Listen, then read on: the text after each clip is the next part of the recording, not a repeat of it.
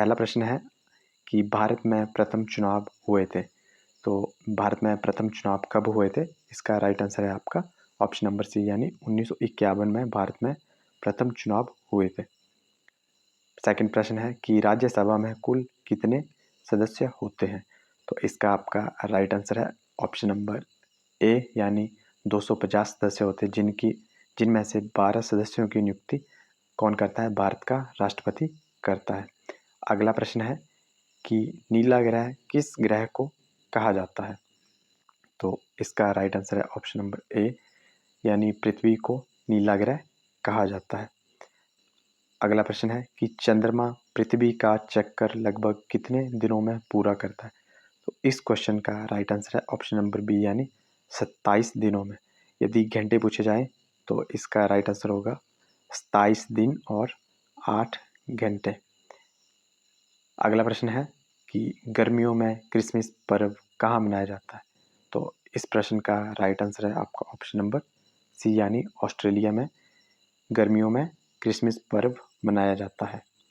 अगला प्रश्न है बंगाल का विभाजन कब हुआ? तो बंगाल का विभाजन आपका 1905 में हुआ था, यानी ऑप्शन नंबर ए आपका राइट आंसर है। यदि आपसे डेट पूछे या तारीख तो 16 अक्टूबर 1905 को बंगाल का क्या हुआ था? विभाजन हुआ था। नेक्स्ट प्रश्न है कि गदर पार्टी का संचालन किसने किया? इस प्रश्न का राइट आंसर है आपका ऑप्शन नंबर बी, यानी लाला हरदयाल। परंतु यदि अगर आपको लाला हरदयाल ऑप्शन में नहीं होगा तो इसका संचालन किसने किया था? सोहन सिंह ने किया था। तो आपको सोहन नाम देखने को मिलेगा ऑप्शन में। नेक्स्ट प्रश्न है कि लैप्स नीति का प्रारंभ किसने किया? इस प्रश्न का राइट आंसर है आपका ऑप्शन नंबर बी, यानी डलहौजी। नेक्स्ट प्रश्न है कि संयुक्त राष्ट्र संघ का मुख्यालय कहाँ है? तो संयुक्त राष्ट्र संघ का मुख्यालय आपका कहाँ है? न्यूयॉर्क। और पूछे कि इसकी स्थापना कब हुई थी या इसकी स्थापना कब हुई थी? तो ये हुई थी 1945 में। नेक्स्ट प्रश्न है कि भारत का बिस्मार्क कौन था, यानी स्टैचू? तो इसका राइट आंसर है आपका ऑप्शन नंबर सी, यानी सरदार पटेल। अगला प्रश्न है कि कौन सा उद्योग सनराइज उद्योग के नाम से जाना जाता है? जब भी आपको सनराइज या सूर्य के उगने की बात हो तो सूर्य की उगने की बात कहाँ से शुरू होती है?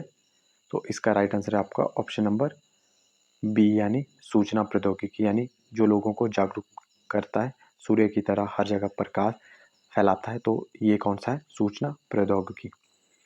नेक्स्ट है कि मुद्राक्ष नामक पुस्तक का लेखक कौन है? तो इसका आपका राइट आंसर है ऑप्शन नंबर बी, यानी विशाख दत्त जो हैं वो क्या है? मुद्राक्ष नामक पुस्तक के लेखक हैं।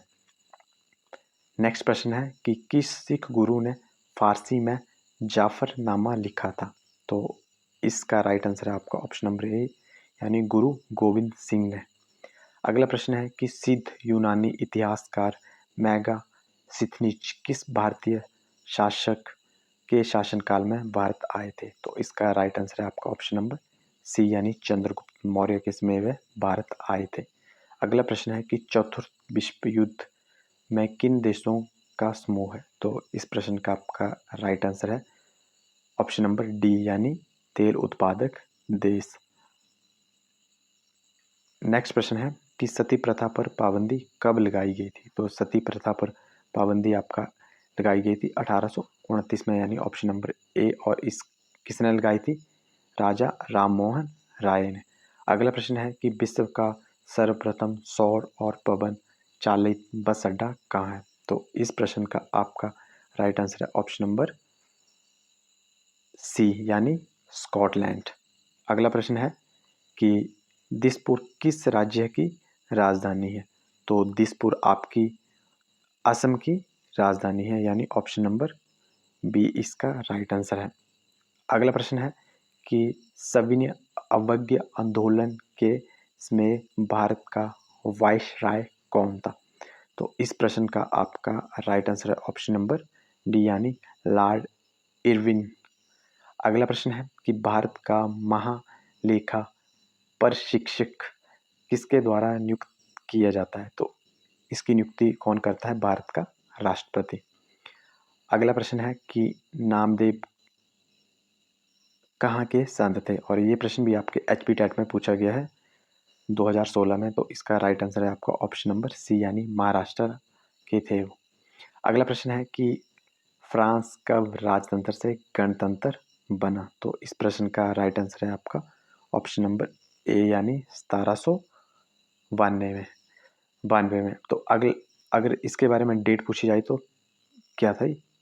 21 सितंबर, यानी 2109, और 1792 में ये क्या बना था? राजतंत्र से गणतंत्र बना था। अगला प्रश्न है निम्न में से कौन सी एक झील है? तो इसमें झीलों के बारे में पूछा गया कि कौन झील है। तो इसका राइट आंसर है आपका ऑप्शन नंबर डी, यानी ये, और जो भी आपको ऑप्शन नंबर ABC दिखाई दे रहे हैं ये क्या है? सभी झीलों के नाम हैं, जैसे मिशिगन या ऑस्ट्रेलिया, ये बाहर के विदेशों के नाम हैं झीलों के। अगला प्रश्न है कि गांधी सागर बांध किस नदी पर बनाया गया है? तो इस प्रश्न का राइट आंसर है आपका ऑप्शन नंबर ए, यानी चंबल। और ये प्रश्न बहुत इंपॉर्टेंट है, तो इस प्रश्न को नोट कर लें, बहुत बार पूछा जाता है। अगला प्रश्न है कि कश्मीर को शेष भारत के साथ जोड़ने वाला दर्रा कौन सा है? तो इस प्रश्न का राइट आंसर है आपका कश्मीर को भारत के साथ जोड़ने वाले दर्रे का नाम है बनिहाल दर्रा। अगला प्रश्न है दिल्ली उच्च न्यायालय का गठन कब हुआ था? तो इस प्रश्न का राइट आंसर है आपका 1966 में क्या हुआ था? दिल्ली उच्च न्यायालय का गठन हुआ था। अगला प्रश्न है कि सोन तथा नर्मदा नदी कहाँ से निकलती है? तो इस प्रश्न का आपका राइट आंसर है ऑप्शन नंबर बी, यानी अमरकंटक। अगला प्रश्न है कि सन 1942 में करो या मरो का नारा किसने दिया था? तो इस प्रश्न का राइट आंसर है आपका ऑप्शन नंबर बी, यानी उसमें किसने दिया था ये नारा करो या मरो का? महात्मा गांधी जी ने दिया था। और आज़ादी के इसमें किसने दिया था? सुभाष चंद्र बोस ने दिया था, करो या मरो। अगला प्रश्न है कि वहाबी आंदोलन के पर्व तर्क या उन्हें परिवर्तन करने वाले कौन थे? तो इस प्रश्न का राइट आंसर है आपका ऑप्शन नंबर सी, यानी सैयद अहमद। तो ये थी आज की वीडियो। आई होप आपको वीडियो अच्छी लगी हो।